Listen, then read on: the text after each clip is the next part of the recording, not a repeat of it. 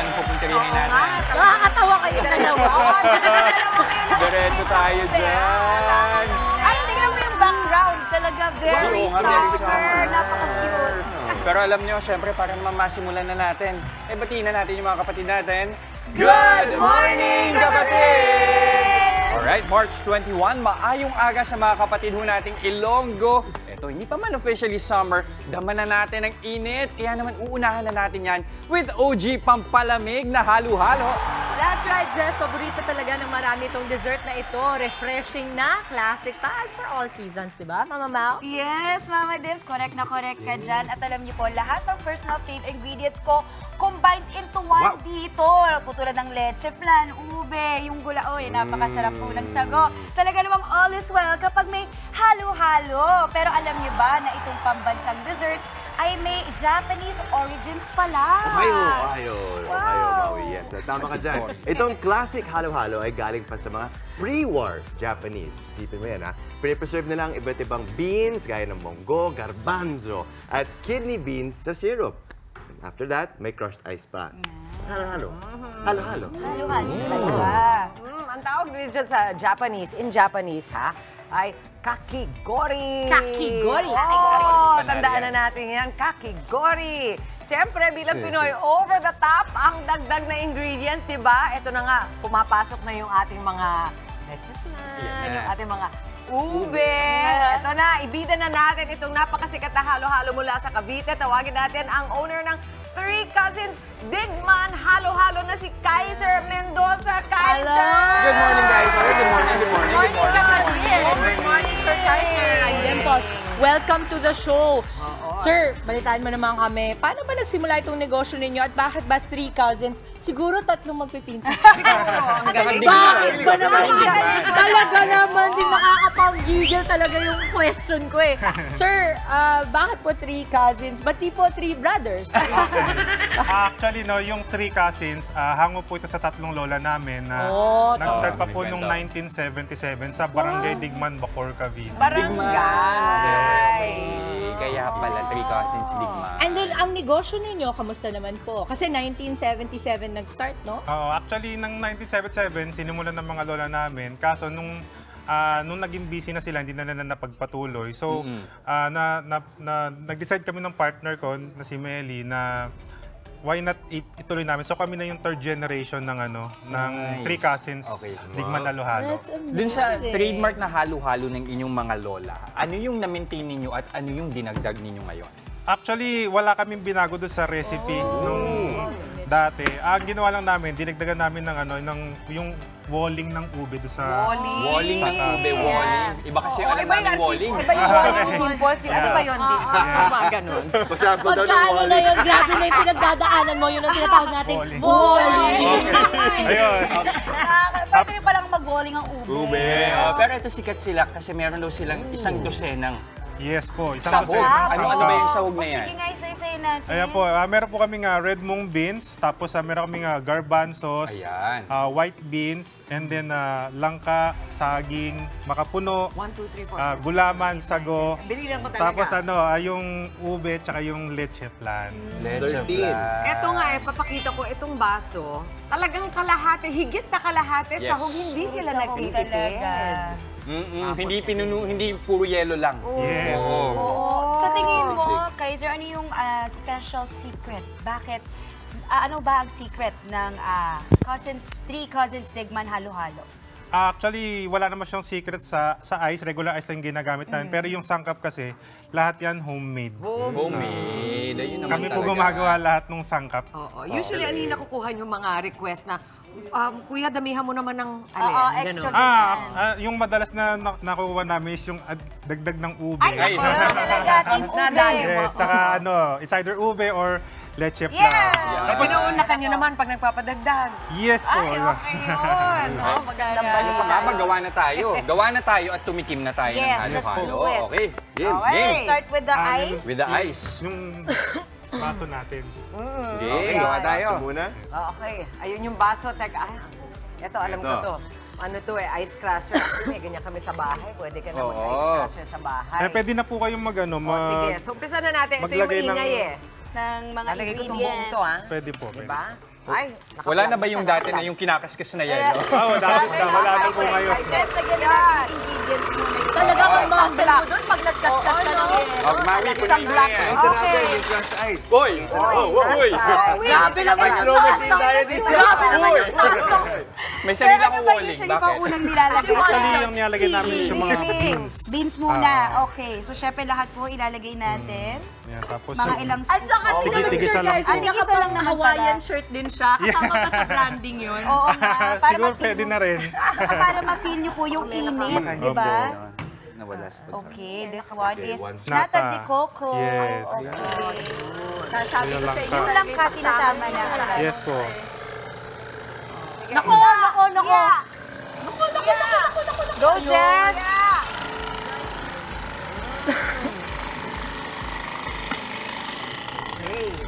Siyempre, wala makatulog. Okay, Lapit na. Maui. Yung ating sample. Nakakaanin na ako out of the 12. 12. Ito, yung pinag-crush ka namin ng yelo, Ma'am. Thank you, Mama. Malapit na. Konting push na Parang lang po. mauubusan yata ng Kaya nga sabi ko, ng oh space. my Ang daming gosh. sahog. Talagang Pero nakakaaliw sandusena. sobra. Yes. Sir Kaiser, so sa negosyo ninyo, ang ino-offer ninyo, meron pa bang iba Okay. na mga food Final. items? Ito na, Actually, Mama. ngayon nakafocus kami sa shave ice dessert na isang dosenang sangkap. Then, naglabas din kami ng variant na all-white ingredient na crema del cielo. Uy, magkano nga pala ang benta ninyo ng ano? Diba? Tatlong spoon Halo-halo. talaga, Maui. Kaya before po, nung mga lola ko, Yung leche plan. they sell it for 2 pesos per cup. Pero ngayon, di natin may benta siya. Ngayon, 189 na siya per Uy! Yung totoo! Sa totoo, Sir Kaiser, lugi ko sa baso na to. Toppings po, toppings. Lugi lang sa akin. Isang buong slice kasi Yung ginawa po kasi ni Maui ay leche plan na may halo-halo. Ayun. Then ano po, lagyan muna natin siya ng ice. Ice, bago. Last muna bago mag-leche plan. Oh, Jess, baka gusto mo mag-leche. Sige. Pagpatuloy mo lang. Kanya-kanya yan. And ngayon po, hindi po namin nagagawa maglagay ng ice As cream. a singer, konti lang nag-a-ice. Wow! Talaga. Talaga rin naman. Tayo, Mama. Hindi ako naniniwala. Ang dami-dami mong kumain ng matamis na talaga. Totoo naman. Konti lang yung ice nga. Ayan. Talaga naman. Hindi na kasha. Pero that's how I like it. Naku, lugi sa negosyo, Sir Kaiser. Alam mo na, ibaban mo to sa Ibaba ano, niyo po yung mga Cavite. katulad ko. Okay. Ginawa yung leche. So yung leche plan sa inyo rin Yan yan. ang Opo, favorite. homemade. At saka, Maui, ano ba namang klaseng pagkakat yan? Mag-tight shot tayo I dito, love please. leche Tinan mo. Yung Look kay at Maui, that. oh. Ito. Ito po, oh. So, Kaiser, itong Yan, ganitong kalaking leche plan, mga ilang orders dapat yan ng halo-halo? Maabot po siya ng mga 60 orders. 60, so ngayon mga 40 na lang. Ah, Kahit na, malaki pa rin, Binawasan diba? ko na. Grabe naman kayo. Lagyan po natin. ng Binawasan ko na po. Okay. perfect. Ayan na. Tapos ngayon, Ito na yung exciting part. Punta na tayo sa exciting part. Ano yung kain? Paano kaya niya kakainin yan? yun nga. Ayun, Paano tingin kaya niya kakainin? Sige, tingnan mo. Pag nilagay mo yung kutsara dyan, sasaboy lahat yan. Tingnan. Sigurado yan, sigurado. Ang galing-galing. Sige ka, tingnan. That's your extra challenge. Okay, we will do it. Kulang pa lang ikaw na, kasi. ikaw. Grabe. Tingnan mo si Si Mami. Jack, Gusto naman kumakain. natin. Ganunin. Maui, panindigan mo yung ganyan Pero marami. saboy yan eh. Oh, sabi ni Mondi. Go, Maui. Okay, go, Ikaw Jack. muna. Ang challenge Paano mo dito ni i-mix Maui yan? ay... Pag ito na-mix ko, may premyo. Oh,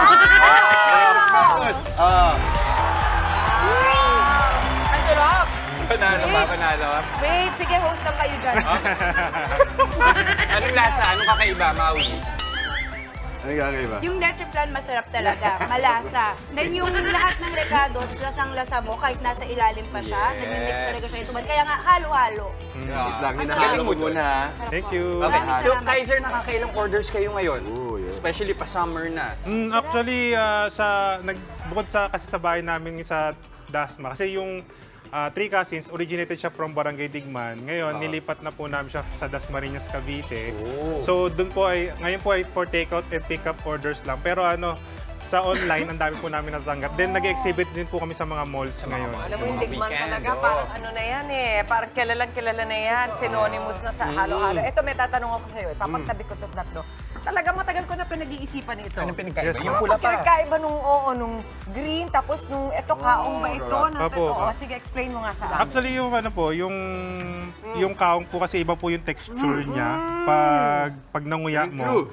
Then yung nut, sige po, pwede niyo po tikman. Sige. So, Then yung nut, kaong. kaong po. Oo. Ito yung parang, alam ko to yung parang Oo, yung parang nachuchu mo talaga. Chewy siya, chewy. Yung nata de coco, ganun din po. Texture niya is chewy. Sir Kaiser, huwag kang malilingat kapag nandito si Maui at si Jester. Kaya ka naman sa dyan malulugi. Overload! Pero nakita niyo po ba to? Pag ako inarilo ko sa leche flan, gano'n siya.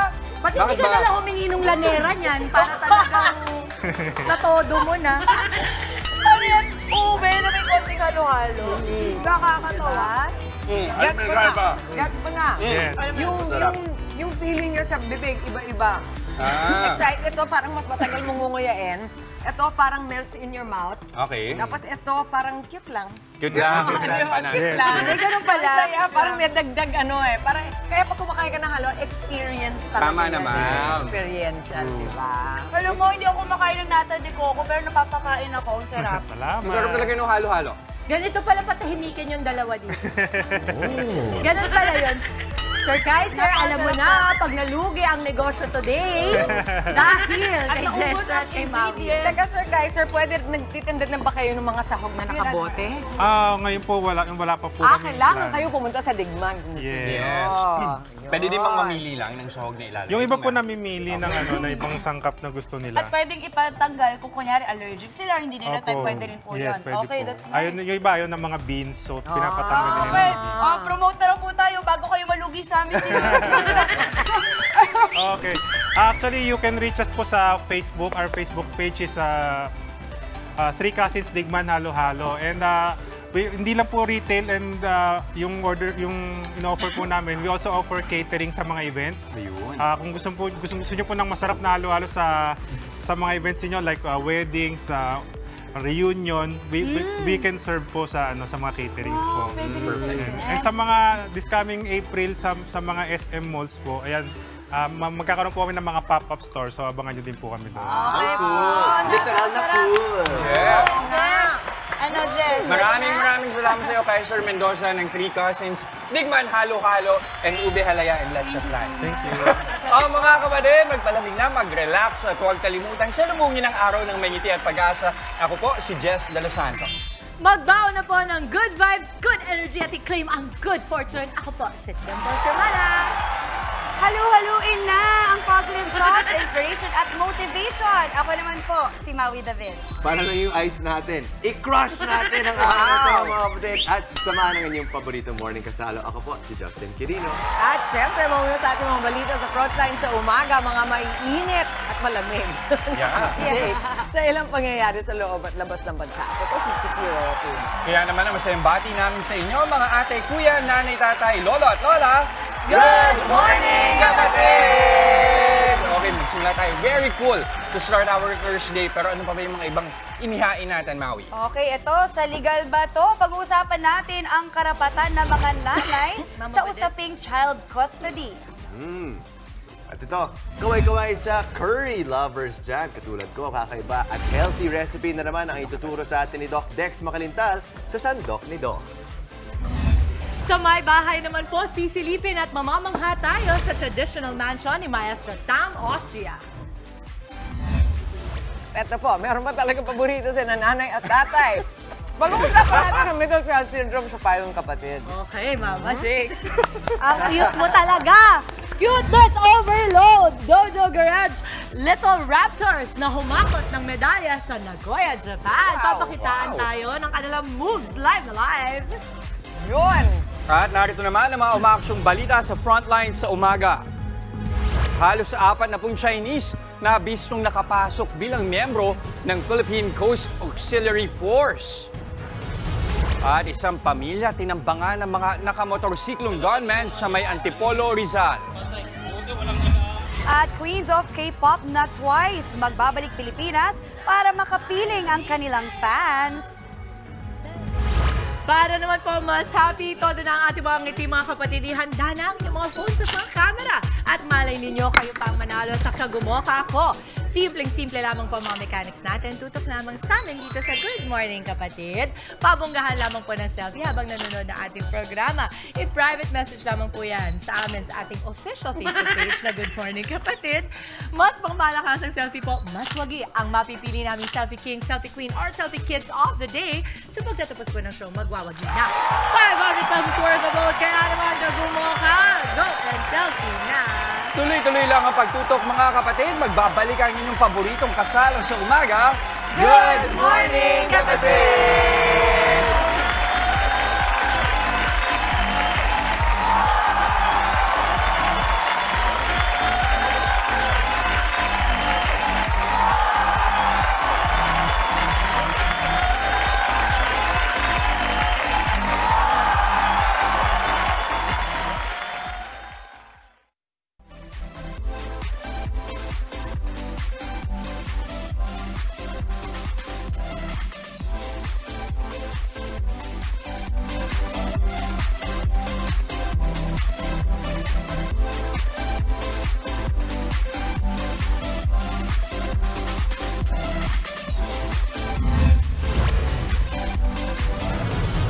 Narito na ang mga umaaksyong balita ngayong araw. Ihatid namin mula mismo sa frontline sa umaga. Bersyon ng Kamara ng Economic Chacha, aprobado na sa huling pagbasa. Panukalang kanselahin ang prangkisa ng SMNI, lusot na rin sa huling pagbasa ng Kamara. Isang pamilya inambush ng riding in tandem sa Antipolo, Rizal, isa patay. Sa Maynila naman, siklista patay matapos masagasaan ng delivery van. At ilang bida ng 90s hit series na Tabing Ilog magsasama-sama sa isang pelikula.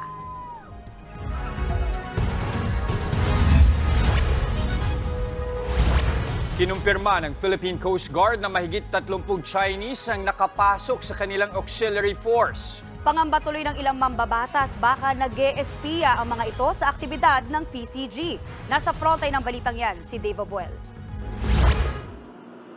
Kasangga sa pagbabantay at pagsaklolo sa sakuna, pero ang mismong Philippine Coast Guard Auxiliary Force napasok na raw ng mga banyaga. Ito ang inungkat ni Surigao del Norte, Representative Ace Barber sa pagdinig sa Kamara kahapon. Mga volunteer ang bumubuo sa Coast Guard Auxiliary. Pero sa gitna ng isyu ng agawan sa teritoryo ng Pilipinas at China, napag-alaman kasing may 36 na Chinese ang nakapasok sa organisasyon. I'd just like to be updated as to the status of that. No? Kasi I understand that most of those recruits who were Chinese have the ranks of Brigadier General, Commandant, and all those things. And parang na-overtaken yung Coast Guard. Sagot ni Coast Guard Commandant Admiral Ronnie Gavan, Desyembre pa inalis ang mga nasabing Chinese. Biguro kasi ang mga ito na magbigay ng kailangang dokumento kabilang ng national security clearance. We did checks on their compliance to the standard set and we found that they did not comply. So we initiated their delisting. They are now in fact delisted. Yun nga lang 2 hanggang 3 taon daw na natili ang mga Chinese sa PCG Auxiliary bago inalis. Kaya pangamba tuloy ni Congressman Barbers, these Chinese who have been a member of the auxiliary of the Coast Guard have been performing perhaps spying duties dito sa atin and in the guise of being auxiliary members of the Coast Guard. Kaya naniniwala ang kongresista na kailangan ng mas malalim na investigasyon sa issue. Dapat din umanong malaman kung sino mga miyembro ng Coast Guard ang nag-recruit sa mga Chinese. Lalo pat banta ito sa ating national security. Kapag tayo napasok nitong mga Chinaman na nag-iispiya lang sa atin, it will render the Coast Guard, the armed forces, useless and inutil. Dahil sa pagiging sensitibo umano ng issue, humingi ng executive session ang Philippine Coast Guard para sagutin ang iba pang tanong ng mga kongresista. Nagbabalita mula sa frontline, Dave Abuel, News 5. Pasado na sa ikatlo at huling pagbasa sa Kamara ang resolusyong layong amyendahan ang economic provisions ng saligang batas. Dahil dito, Senado na lang ang hihintayin na ipasa ang panukala bago makapagdaos ng plebisito. Nasa frontline ng balitang yan, si Gerard de la Peña. With the approval of RBH 7 on third and final reading and its subsequent transmission to the Senate, we stand at the cusp of realizing a more open and robust economy. Naihabol sa huling araw ng sesyon ng Kamara kahapon ang target na ipasa sa ikatlo at huling pagbasa ang Resolution of Both Houses No. 7 o mas kilala sa tawag na Economic Chacha. Sa higit 300 kongresista, 288 ang bumotong pabor, 8 ang tumutol at 2 ang nag-abstain. Sa pamamagitan ng paglalagay ng katagang unless otherwise provided by law, target ng RBH 7 na payagan ng Kongreso na luwagan ng mga limitasyon at buksan sa mga dayuhan ang pagmamayari sa mga sektor ng public utilities, edukasyon at advertising sa bansa. Malinaw ang panawagan ng ating mamamayan. Kailangan nila ng mas maraming trabaho. Kailangan din nating buksan ang ating ekonomiya para mas lalo maging matibay at matatag ito sa hamon ng makabagong panahon. Umalma naman ang Makabayan Bloc sa tila minadali raw na pagpasa sa Chacha. Hindi raw nila masikmura na pinayagan ng Kamara na buksan sa mga dayuhan ng mga importanteng sektor sa bansa. Wala sa ayos, wala sa tama ang isinasagawang proseso ngayon ng pagbabago ng konstitusyon. Iinom lang ng tubig ang mga Pilipino ay kailangan niya magbayad ng water bill sa mga dayuhan. Magbubukas lang ng bentilador ay magbabayad ng electric bill sa mga dayuhan. Anong klaseng pambansang polisiya ito? Bago pa man isalang sa plenaryo, ilang grupo rin ang nagkasa ng kilos protesta laban sa Chacha. Pero ngayong pasado na sa Kamara, itatransmit na nila sa Senado ang RBH 7. Mayroon ding gumugulong na Resolution of Both Houses No. 6 sa subcommittee level ng Senado. Kaya ang ilang mambabatas, umapila sa mga senador na pag-usapan ang susunod nilang hakbang. Ang mas magandang paraan para sa ating lahat ay i-maximize po natin itong Holy Week break na makapag-usap yung leadership ng House at leadership ng Senate and to reconcile on a definitive path to avoid any constitutional issues and challenges that it will eventually face. It's better for us to work as a united House with Congress and Senate working hand in hand. Nagbabalita mula sa Frontline, Gerard de la Peña, News 5. Bukod sa Economic Chacha, lusot na rin sa Kamara ang panukalang kanselahin ang prangkisa ng Sunshine Media Network International o SMNI. Sa botong 284 na pabor, 4 na tutol at 4 na nag-abstain. Pasado na sa ikatlo at huling pagbasa ang House Bill No. 9710. 2044 pa sana mapapaso ang prangkisa ng SMNI na kare-renew lang noong 2019. Pero ayon sa mga mambabatas, maraming nilabag sa prangkisa nila ang Suarezug Media Corporation na nagpapatakbo sa istasyon. Gaya ng ilang pagbabago sa kumpanya na hindi pinaalam sa Kongreso. Nag-ugat ang usapin sa prangkisa ng network dahil sa isang episode na tumatalakay sa umano'y bilyong pisong travel fund ni House Speaker Martin Romualdez. Pero iginiit ni Romualdez na ginagawa lang ng mga mambabatas ang kanilang tungkulin. Walang personalan dito, trabaho lang. Ang SMNI hindi maihanay sa media at hindi maihilantulad sa mga tunay na mga media. Sa katunayan, ang SMNI ay kinasangkapan ng nakaraang Duterte administration para mang-red tag at magkalat ng mga fake news. Gaganapin sa labas ng teritoryo ng Pilipinas sa unang pagkakataon ang taunang balikatan exercises ng Pinas at Amerika. Makakasama rin sa pagsasanay ang French Navy. Nagbabalik si Brian Castillo. Magkakasamang maglalayag sa West Philippine Sea ang mga barko ng Pilipinas, Amerika at France. Para yan sa isasagawang maritime drill na bahagi ng balikatan exercises sa darating na Abril. Ang balikatan ay ang joint exercises ng mga militar ng Pilipinas at Amerika na ginagawa taon-taon. Sasali sa balikatan ang Philippine, US at French Navies, maging ang Philippine at US Coast Guards.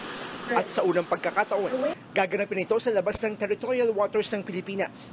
Nakatakdang idaos ang group sail at iba pang mga aktibidad 12 nautical miles mula sa baybayin ng Palawan. Walang visiting forces agreement sa pagitan ng Pilipinas at France, di gaya ng Amerika at Australia. Kaya ang plano, sasalubungin sila sa labas ng territorial waters ng bansa. They will be moving from point A to point B. We will be utilizing the western side of Palawan, extending beyond our 12 nautical miles. When you're talking about going beyond 12 nautical miles, that is already international waters. Okay, so France's presence there is easily justified. Sa maritime exercise, sasanayin ng mga sundalo pagdating sa division tactics, search and rescue, vehicle boarding, search and seizure, gunnery exercises at deck landing operations. But the message that we want to send is that we are serious about defending our territory and we have allies. That's basically it. And the alliance is still going strong. Sa West Philippine Sea, madalas nagtatagpo ang mga barko ng Pilipinas at China. May mga pagkakataong bumubuntot, humaharang, bumabangga at may pambobomba pa ng tubig. Kaya ang tanong, paano kung magkita-kita sa dagat ang mga barko ng Pilipinas, Amerika, France at China sa gitna ng balikatan? Well, it doesn't really matter. I mean, I can go 1 meter beyond 12 nautical miles. I'm already in international waters. So it does not really matter legally. Gate pa ng AFP, karapatan ng Pilipinas na magsanay, maglayag at magpatrolya sa katubigang sakop ng teritoryo at exclusive economic zone ng Pilipinas. Bubuksan ang balikatan sa April 22 kung saan higit 16,000 sundalo ang kasali. Magpapadala rin ng personnel ang Australian Defence Force. Inaasahan nga sa 14 na bansa rin ang tatayo bilang observers sa aktibidad. Nagbabalita mula sa frontline, Brian Castillo, News 5. Hinikayat ni Senador Bato de la Rosa ang mga asawa ng mga opisyal ng militar na dumulog sa Senado kung nakararanas ng pang-aabuso. Kasunod yan ng pagkakabypass ng promosyon ng isang opisyal dahil sa reklamo ng kanyang asawa. Nasa frontline ng balitang yan si Brian Castillo. Martes nang mabypass ang promotion sana sa Brigadier General ni Colonel Ranulfo Sevilla sa Commission on Appointments. Ayon sa CA, hindi tumupad sa usapan ng sustento ang opisyal para sa kanyang asawang si Tessa Luz Reyes Sevilla at 2 anak. Bukod pa dyan, inireklamo rin ni Tessa ang kanyang asawa ng pananakit sa kanya kahit daw noong buntis pa siya. Kasunod niyan, mismong Senador de la Rosa na bahagi rin ng CA ang humihikayat kay Tessa at iba pang mga biktima ng domestic abuse mula sa militar na idulog ang kanya ng kaso sa Senado. Present themselves, magpadala sila ng mga position paper nila at yung complaint nila mismo para malaman natin. Gayunman, naniniwala raw ang senador na kaunti lang ang asawa ng mga nasa militar na nakararanas ng mga abuso. There are always exemption to that generalization. Ako mismo, hindi ako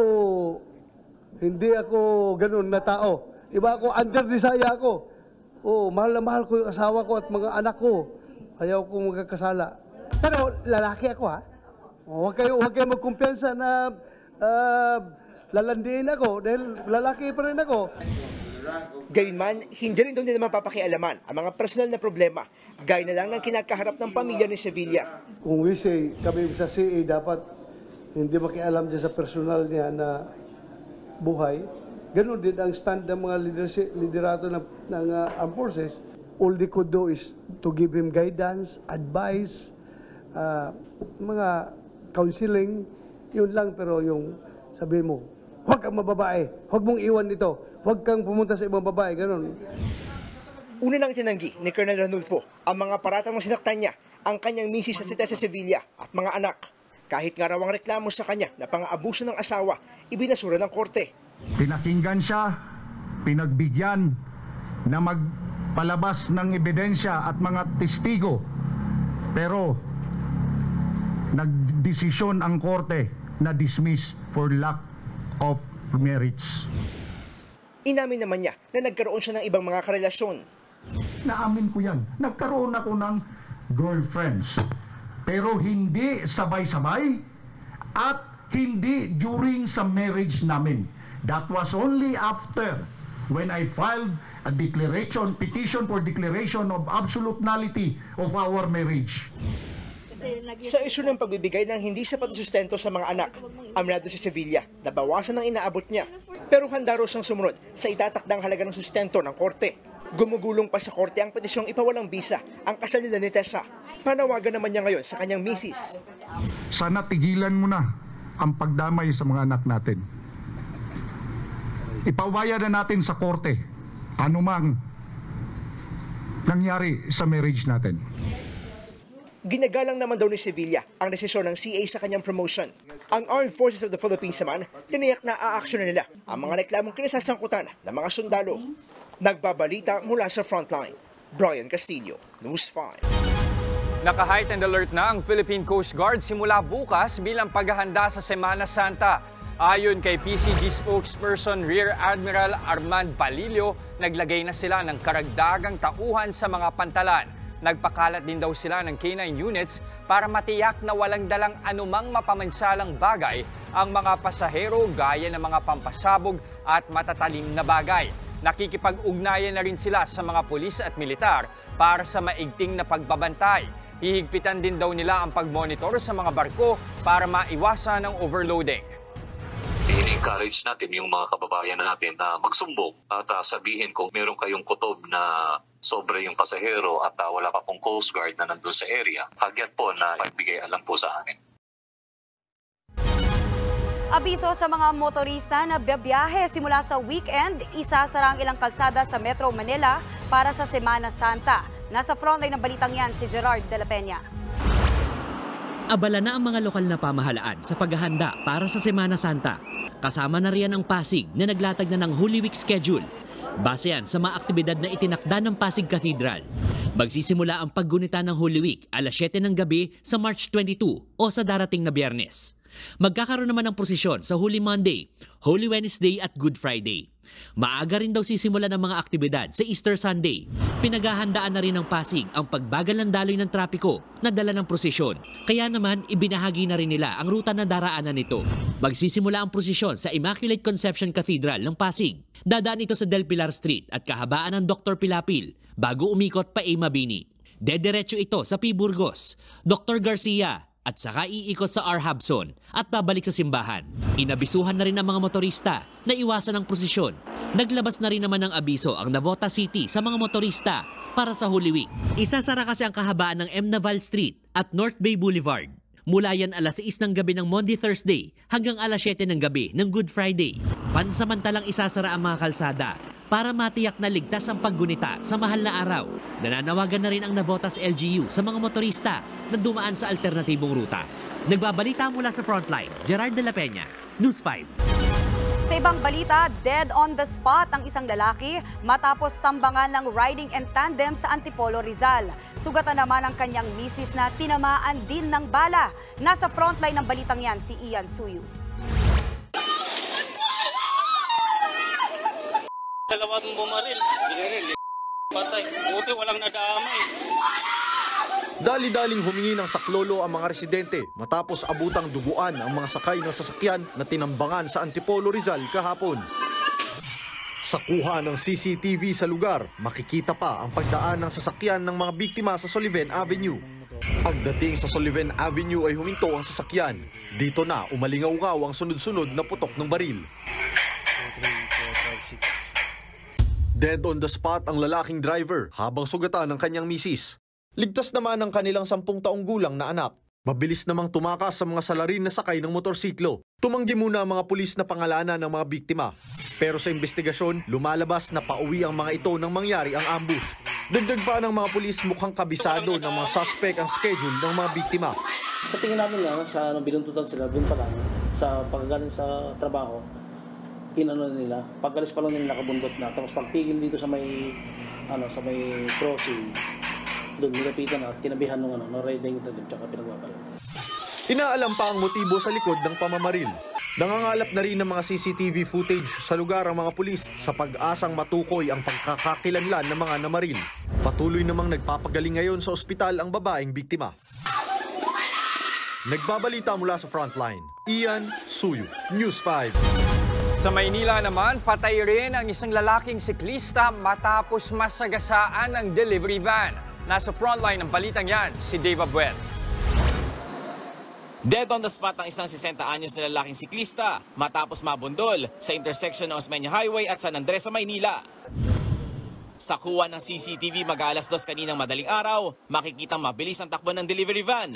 Pero paglagpas ng intersection, bigla itong bumagal. Nasagasaan na pala at pumailalim pa sa van ang biktima. Isang rider naman na nakakita sa insidente ang agad lumapit at hinarang ang delivery van. Kinilalang biktimang si Antonio Hirale. Depensa ng driver ng van, hindi niya nakita ang biktima. Bigla na lang pong sumulpot yung bisikleta rito na dahil kita nyo naman po, blind spot po ito.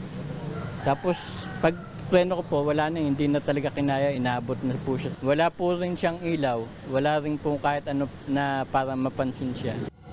Ayon sa anak ng biktima, araw-araw na tumatawid sa interseksyong ito ang kanyang ama para bumili ng panindang buko. Maingat naman daw itong magpadyak, pero aminado siyang walang ilaw ang bisikleta ng kanyang ama. Humihingi naman ng hustisya ang pamilya ng biktima. Sa mga nakakita naman po, parang awa nyo na. Tulungan nyo naman po kami. Humingi po ako ng hustisya. Patuloy ang investigasyon ng mga otoridad sa insidente. Posibleng maharap sa reklamo reckless imprudence, resulting in homicide ang driver ng delivery van. Nagbabalita mula sa frontline, Dave Abuel, News 5. Sinuspindi ng 10 araw ang mga trekking activities sa Mount Apo Natural Park. Ayon sa Department of Environment and Natural Resources, epektibo na ang suspensyon simula kahapon at magtatagal hanggang sa March 30. Ang suspensyon ay para sa kaligtasan na ang kalikasan at ng mga bisita sa gitna ng epekto ng El Nino na nararanasan sa lugar. Lalo't pat andyan ang banta ng mga grass at forest fire. Inabusuhan na ang mga planong mamasyal at sa mga nasabing petsa na mag-reschedule na ng punta. Mga kapatid, magbaon po ng payong. Posible kasing magdala ng mahinang pag-ulan ang amihan. Ayon sa Pag-asa, ramdam pa rin ang amihan sa malaking bahagi ng Luzon. Bagamat maaliwalas ang panahon sa Metro Manila, posible pa rin daw umambon o umulan ng mahina. Maulap na panahon na may kalat-kalat na pag-ulan naman ang nakikita sa hilaga at silangang bahagi ng Luzon. Posible naman daw makaranas ng thunderstorms ang ilang bahagi ng Visayas at Mindanao dahil sa umiiral na easterlies.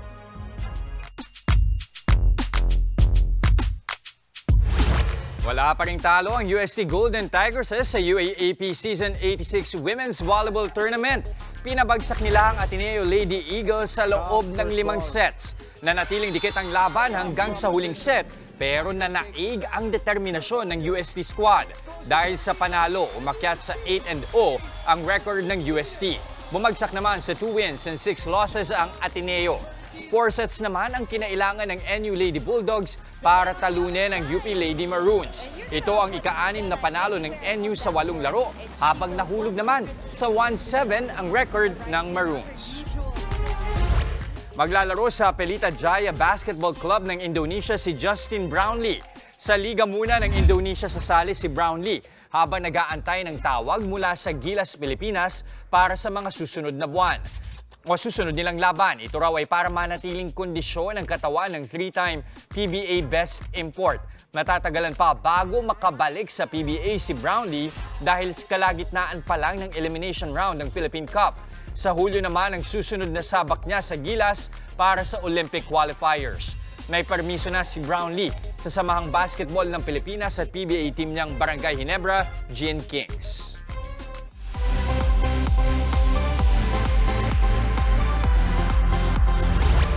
Reunited naman po ang ilang bida sa 90s seryeng Tabing Ilog para sa isang pelikula.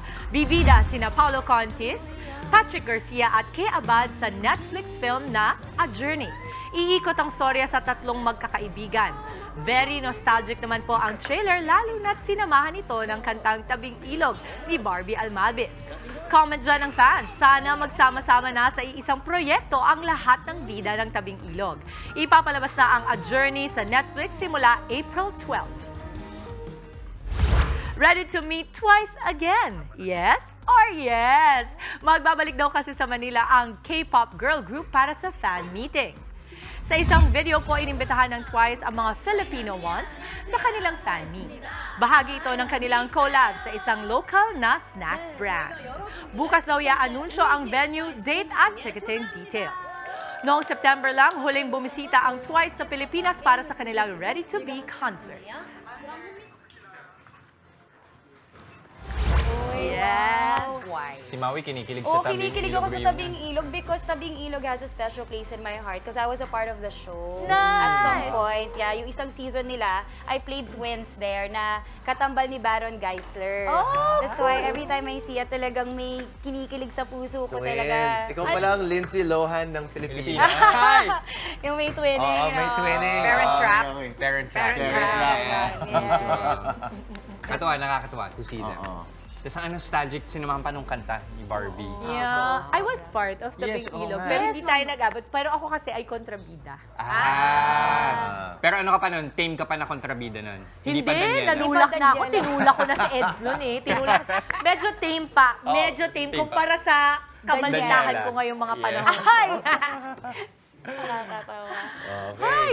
Ito, sa aming pagbabalik, ituturo sa atin ni Doc Dex Makalintal ang kanyang healthy recipe na tofu long curry. At sa Legal Bato, alamin po ang karapatan ng isang ina ukol sa child custody. At sa Payang Kapatid, paano kung hindi ka favorite ni mommy at daddy? Usapang middle child syndrome tayo mamaya. Kaya wag po kayong aalis, magbabalik pa ang inyong fave morning kasalo, ang Good Morning Kapatid!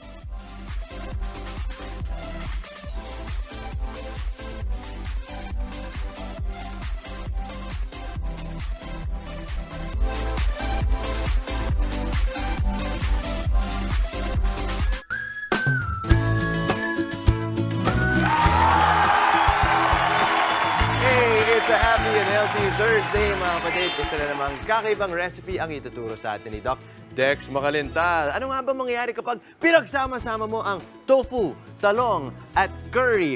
Tota curry. Tolong curry. Topulong, topulong. Ano bang gusto mong curry. isipin? Yan, Doc yung curry Dex. natin for today. Ano Yes, to? good morning, Justin. Anong pakulo to? Ito kasi, di ba magle-Lent na? No?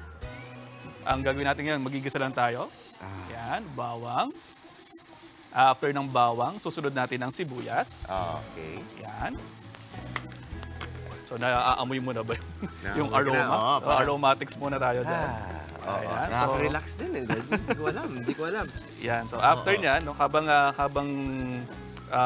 ginigisa natin yan, so naaamoy nyo na yan, ilalagay naman natin Naiiyak na ako. ilalagay naman natin ngayon itong ating pinirito na. So, this one kasi, pinirito ko na to kanina just to save time. Sige, so Doc Dex, yung mga, ano yung mga health benefits ng talong tsaka tokwa? Okay, yung talong at tokwa natin, sabi nga natin, pwede siyang gawing meat substitute. So, mataas din siya or mayayaman din sila sa protein natin, pero plant-based protein. So, you decrease your saturated fat content sa dish mo. At saka, nang sa ganon, mas safe na source siya ng iyong protina. Okay ba na every meal, magpalitan natin yung ng tofu at talong? May mga tao na gumagawa niyan. Say for example, or yung mga vegan natin, na mga kaibigan, yes, pwede naman nilang gawin yun. Mga kaibigan natin ng mga vegan. Vegan na kaibigan. Vegan na kaibigan. Ayan, so ayan. So after nan, ang gagawin naman natin ay lalagyan lang natin ng konting water. This is around half cup lang siya. Half cup lang siya ng tubig. Tapos pa-boil lang natin ng onte. Yan. Let it sizzle lang ng onte. And then after that, ilalagay na po natin yung ating kakanggata. So ito yung coconut milk natin. Okay. So coconut milk. Lagay nyo lang dyan. Ako, favorite ko yung gata. Yan, gata. Diba? And then konting kulo lang ng onte. Yan, habang kumukulo siya. Since curry nga siya, lalagyan natin siya ng curry powder. Ito yung curry powder natin. Around 1 to 2 teaspoons lang. Okay. Pwede naman damihan. Pwede naman damihan. Depende naman sa kagustuhan nyo yan. Ano naman yung mga health benefits ng curry? Ang curry, mataas siya sa curcumin, which is anti-inflammatory. So kung mapapansin po ninyo, itong ating dish na to is medyo anti-inflammatory siya. Okay. And then ang gusto kasi natin dito, mabawasan talaga natin yung meat intake nyo muna, para lang sa ating Lenten season ay magkaroon kayo ng rest from the inflammation na binibigay ng mga processed foods, parating ganyan. So, pwede itong gawin. So, yan. Diba? Actually, ganyan lang yan. Kung gusto nyo pang damihan yung sabaw, pwede naman. Nasa sa inyo. Diba? So, anti-inflammatory. Anti-inflammatory siya. So, hindi siya nakaka-gout. So, actually, mas makakatulong pa nga siya to prevent nga yung gout problems po ninyo. Very nice. Yes. Let's gout. Yes, let's gout. Pwede rin. And then, pwede nang lagyan ng konting garnish ng ating para kay Mami Chiki yan. Speaking of Mami Chiki, tawagin na natin. Tawagin na natin ating Tikim Squad. Tikim na. Mami Chiki, magugustuhan mo. Gusto ko lang sabihin sa araw na ito, nag-order ako ng bangko sisig kay Doc Dex dahil napakasarap nun. Look at that. Yan, natikman ko. Nakakatakam yung amoy. Amoy na amoy mo yun. Tofu and talong curry. Dalawang paborito ko. Ayan, Mami Chiki. Tofu and talong. Anti-inflammatory din yan, Jess. Yun. Anti-inflammatory.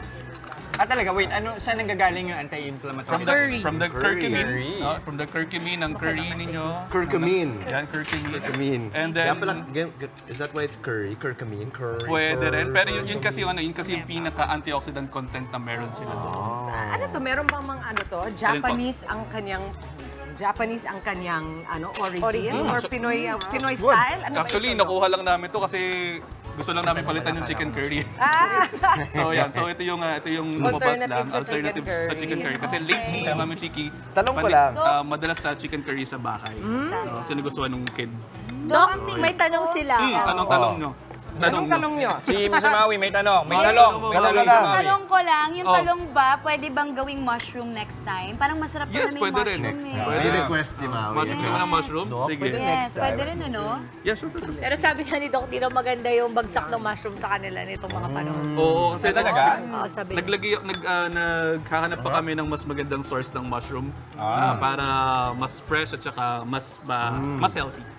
Pero okay na ako sa talong. Okay na. Kasi talagang oo. Iba yung dating- Sinisip-sip niya lahat ng ng lasa. flavor. Mama, iba talaga yung dating pagka-doktora nagluluto para sa'yo, no? Kasi alam mo lang na he's also looking out for your health. Yes, dapat. Panatag ang loob mo. Dapat Parang talaga. okay din na may kanin. Okay din na may kanin. And then saka mo lagyan ng halo-halo. Halo-halo pa dyan sa likod. Okay lang ako, kahit ubi lang. Ang fresh pati nung tofu mo, Dok. Yes. Sarap. Bagong bili po yan. Winner to winner. Nasa top 3 ko to, Dok. Top 3 ba? Ano yung top 1? Ang niluto mo. Ano yung top 1? Secret. Hindi niya mamaalala. Ako yung bangus.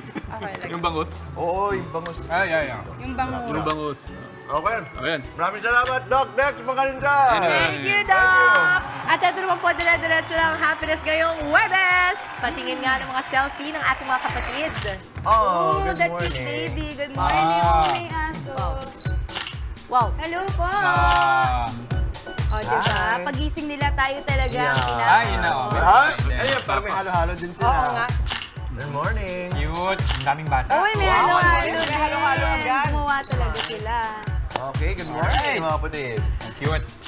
Ayan naman, maraming salamat mga kapatid. Magpadala pa po kayo ng mga selfies ninyo. Ilagay nyo na rin kung saan lugar kayo naroon para sa chance na manalo ng 500 pesos worth of load sa ating Kagumokha ako selfie contest. Go, Justin! Okay, go Maui! Okay, hello! Kailangan may cheerleader kasi dito. Oo nga eh. Mamaya po, sa legal ba to, kapag ang nanay ay nasa abroad o ang magulang ay di kasal, kanino dapat mapunta ang custody ng bata?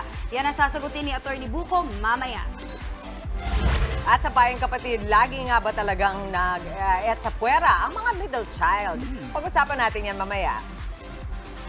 At sa may bahay naman po ang pasilip sa mansyon ng contemporary painter na si Maestro Sam Austria. Huwag kayong aalis, magbabalik pa ang inyong paboritong morning kasalo, ang Good Morning Kapatid!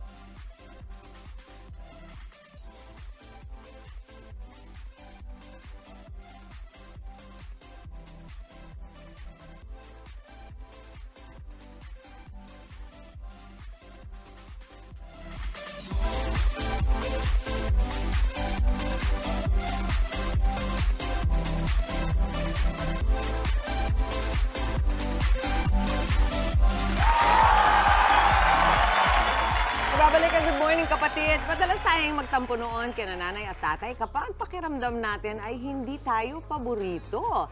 Pero totoo bang madalas ito sa mga middle child? Pag-usapan natin sa Payong Kapatid.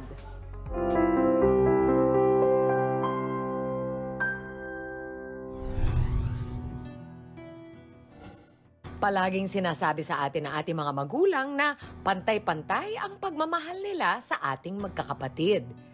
Pero may ibang hindi naiwasang isipin na may paborito sina Mommy at Daddy. Ito ang kwento ni Wilbert na nakararanas daw ng middle child syndrome. Pangatlo sa 5 magkakapatid si Wilbert.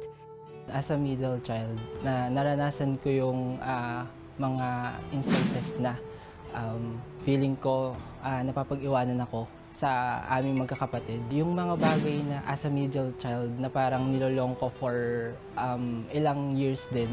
Kasi napapansin ko na parang hindi ako yung favorite. Hindi ako yung parang kapag humingi ako, parang napapag-isipan pa kung mapagbibigyan. Tila siya lang din daw ang laging pinag-iinitan ng kanyang mga magulang. Pag minsan, kapag napapansin ko, palagi na lang ako yung parang nasisigawan, ganyan, yung parang napapagsabihan, na napapagalitan, ganyan. And to the point na parang nag-iisip na ako, bakit sa ibang mga kapatid ko parang hindi naman sila ganon.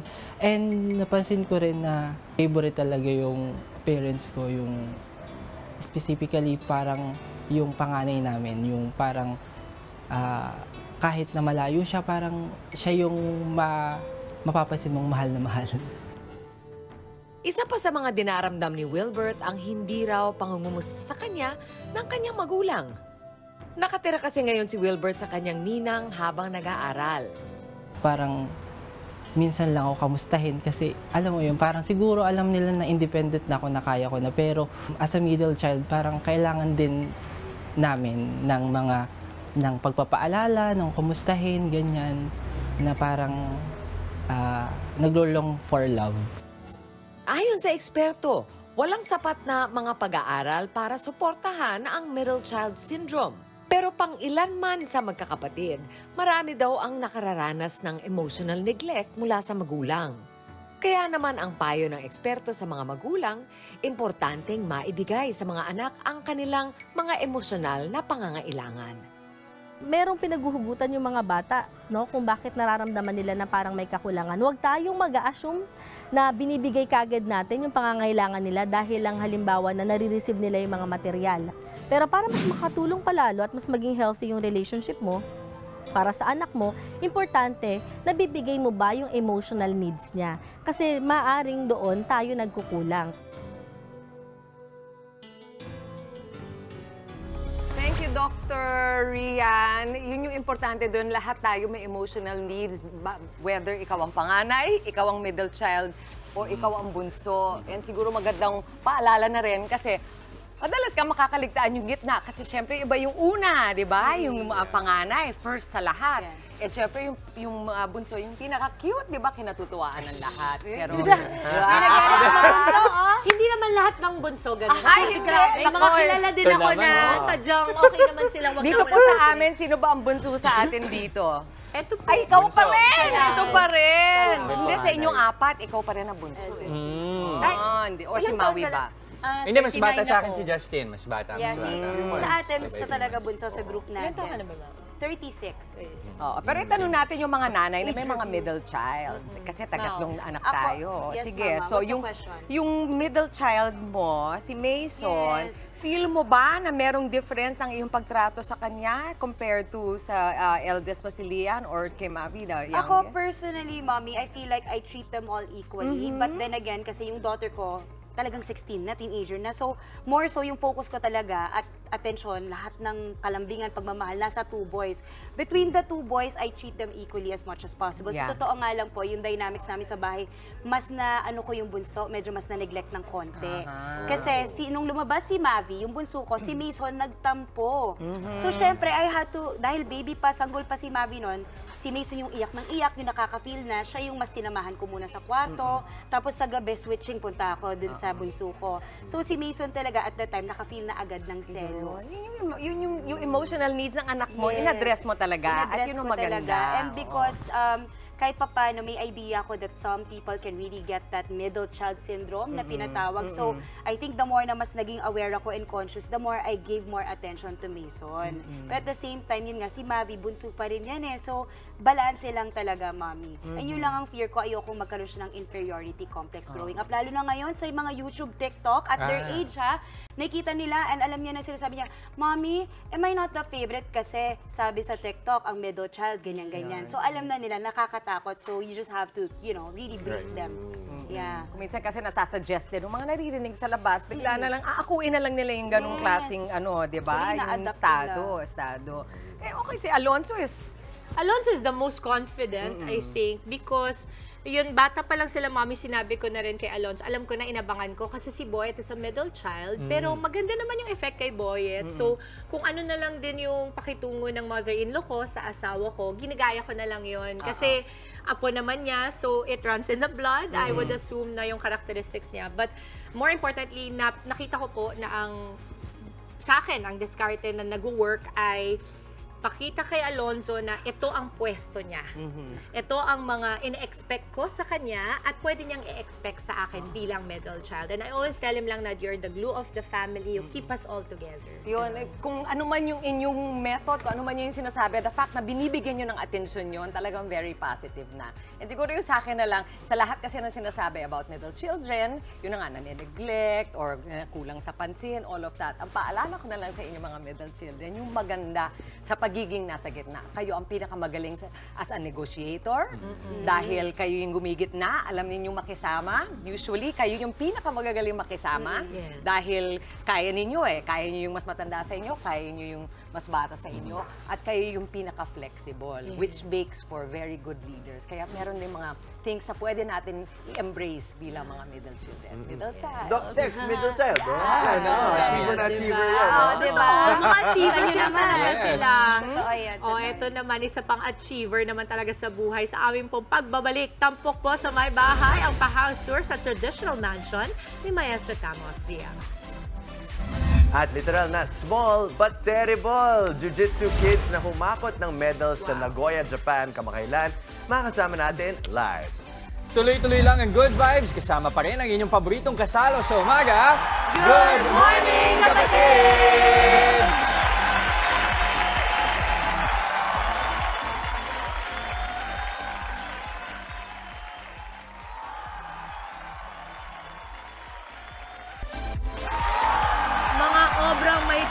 Mother and Child. Yan po ang tatak Maestro Tam Austria. At sa unang pagkakataon po, ipapasilip niya sa atin ang kanyang mansyon. Sama-sama po natin siyang bisitahin dito po sa may bahay.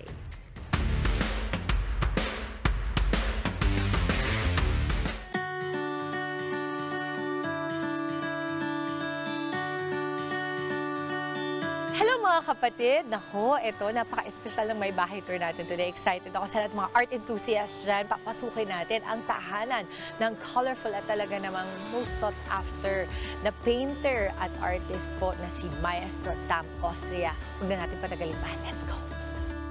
Maestro Tam! Hello po!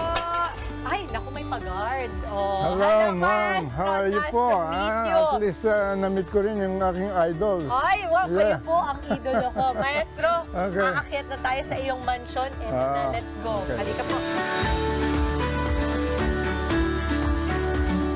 Ang traditional Antipolo mansion na ito ay pagmamay-ari ng modern and contemporary artist na si Maestro Tam Austria. Pagpasok ng mansyon, mamamangha ka na sa grandiosong fountain na ito. Maestro, how beautiful. May pa-fountain ka pa dito. Salamat po. Ang ganda. You like the water feature? Yeah, I like that. I'm inspired by that waterfalls too. Tell us more about the facade po or segments ng mansion. The segments, actually the contents of knowledge, some already will begin on top. The pinnacle of human wisdom po, yan. And then the terrace, it represents the flag and seal carrier of the Philippine Republic, promoting arts and culture. Nagsimula ang artistic journey ni Maestro Tam noong 1950. Kabilang nga sa kanyang hinahangaan ay ang national artist for painting na si Botong Francisco. Ilang taon po kayo nagsimulang magpinta? Since I was a boy to adulthood, nagpipinta na ako. Kasi Hilig ko talaga yan. Focus ako sa painting rather than academic. Kami pamilya ng mga musikero. Pero kayo po, ang naunang magpinta? Kayo po ba? Ako lang ang painter sa family. Dito sa basement ng mansyon, matatagpuan ang lagakang sining o lugar kung saan nakadisplay ang mga obra ni Maestro Tam at iba pang mga artists. Ano pong maitatawag ninyo or magiging description ninyo sa uri ng inyong pagpipinta? I call that realism. Ito, mother and child may tumutugtog. Ano pong naging inspirasyon nyo dito? Well, pamilya ng Pilipino na it's nice to depict people with unity, especially for the family. This is my portrait of my wife. Ang ganda, ang ganda, Maestro. And I love the colors. I love how even all throughout these decades, grabe na preserve po talaga yung pinta ninyo. You know what? She was only 17, 18 there. Maging ang pader ng mansyon, meron kang makikitang sculpture ni Maestro Tam. Dito ko inukit yung kasaysayan ni Bernardo Carpio, yung Philippine legend natin. Ito ang imagination ko ng legend natin na si Maria Makiling. Yung posisyon, kasi nakatungo siya at ang singawan lang niya na sama ng loob ay yung mga hayop na alaga niya. At nagagalit siya dahil sa may mga tao na sinisira ang palibutan ng mga kahoy.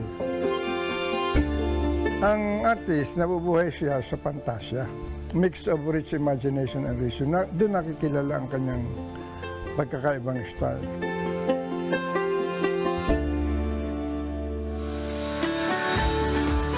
Abangan bukas. Gusto ko makatulong sa pamamagitan ng sining din na talagang gusto nila maabot yung pinaka-benchmark classification pero hindi naabot dahil sa yung kahirapan ba. Lahat ng yan sa part 2 ng aking tour sa mansyon ni Maestro Tam, Austria. At sa aming pagbabalik, all about Jiu-Jitsu tayo kasama ang cute na kids. Hi kids! Ayan, lahat sila naghakot ng medalya sa Nagoya, Japan. Nakaka-proud to mga batang to. Tuloy-tuloy lang ang happiness ngayong umaga dito pa rin sa inyong Happy Morning Kasalo. Good morning, kapatid!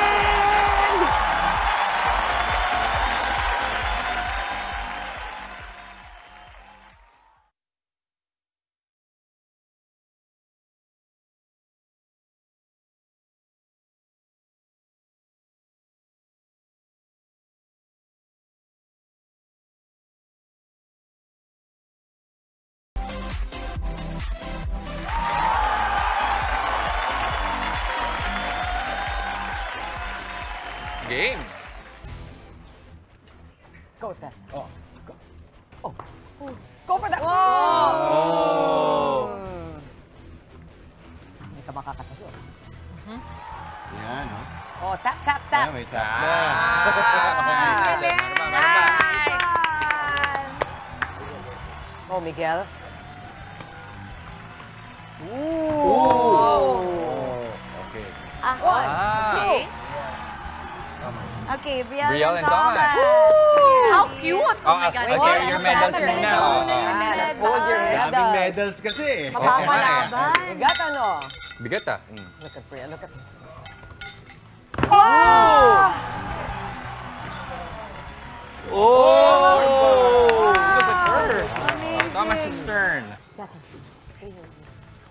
Whoa! One. Okay.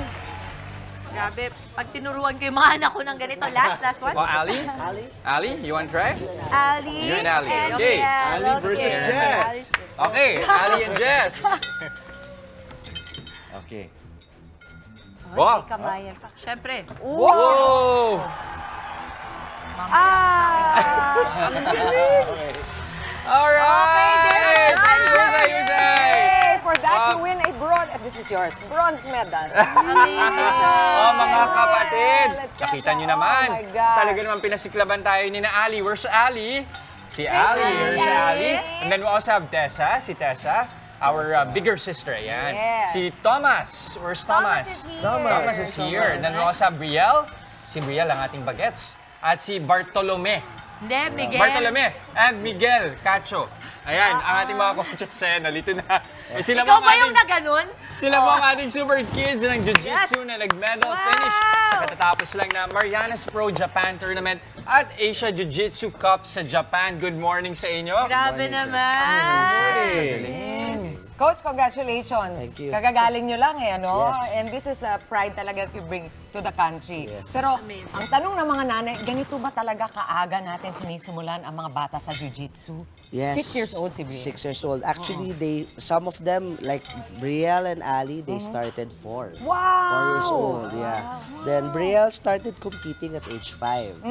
But of course, hindi natin pinilit yan. Yeah. Nag-volunteer sila na I want to join jiu-jitsu, I want to compete. Coach, what do you think is the best value for kids as small as them taking on, of course, the arts na jiu-jitsu? Kasi I would think ako, parang ang hirap nito, very intimidating to. Pero anong palagay mong nade-develop sa kanila Number kapag one bata is pa? discipline. Of course, mostly kids today, they use gadgets all the time. So this is one way to eliminate it for just like 2 hours, 3 hours of the time. So, number one, syempre, discipline nga naman. Tapos, yung temperament nila, naiiba rin. Kasi yung energy nila nauubos na sa gym sa training. May discipline May discipline. I guess we can ask si Tessa, no? Like, lapit na lang tayo. Ayan, si Tessa sa microphone. Ayan. Okay. O Tessa, ikaw, kailan ka nagsimulang mahilig sa martial arts? I started judo at 5, maybe. 5? But I didn't train that long. Then I started jiu-jitsu at 11. 11. What's the scariest part? Ano yung nakakatakot about the sport? I think the scariest part is competing. Because sometimes you get a lot of, there's a lot of people. And you're scared that you will lose, but you just have to overcome it. Oh my God! Ay, iniisip ko sabihin, I'm scared because babagsakan ako, somebody's going to hurt me. Wala. They're so fearless about what will happen to them. And I think that's what the sport really does to you, no? Yes, amazing. I wish we would get to interview you longer next time. Sana bumalik po kayo and congratulations sa lahat ng mga Ang gagaling. binibigay niyo Dojo sa Garage. Go Pilipinas talaga. And that is it para sa ating... promote pa raw sila. Yes, please. Sorry. Dojo Garage, Coach, sir. saan namin kayo pwede mapuntahan? You can locate us at Midway Court Building in EDSA. EDSA Mandaluyong. Here, malapit sa atin pala. The name of the gym is Dojo Garage. You can also find us in YouTube, in Facebook and in Instagram. Dojo Garage. Dojo Garage? Bakit Dojo Garage? Kasi it's parang when you go inside, there's a motorcycle shop. And at the back, it's a gym. Para sa mga daddies na naghihintay sa mga anak nila. Sakto naman pala. Perfect pala po yung boyet yan. Okay. Thank you so much, kids. Thank you, Coach, Congrats for again, coming. kids. Maraming salamat. At ito na nga po, that is it para sa ating Extra Sweet Thursday. Isang makabulang umaga ang naihatid namin sa inyong mga tahanan. Kita-kits pa rin po tayo bukas. Enjoy lang ang araw at mag-spread ng good vibes palagi. Keep smiling lang, yan ang paalala ng inyong paboritong kasama sa umaga. Good morning, kapatid!